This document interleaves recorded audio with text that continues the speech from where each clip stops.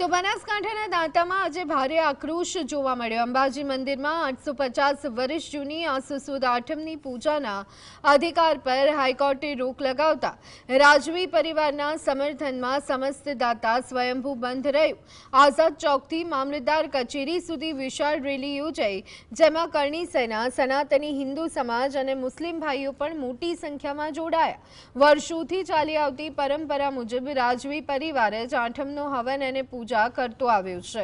આ ધાર્મિક લાગણી દુભાતા સર્વ સમાજે મામલતદારને આવેદનપત્ર પાઠવી હાઈકોર્ટના ચુકાદા સામે વિરોધ નોંધાવ્યો। લોકોની એક જ માંગ છે કે સદીઓ જૂની આસ્થા અને રાજવી પરિવારનો પૂજાનો હક જળવાઈ રહે।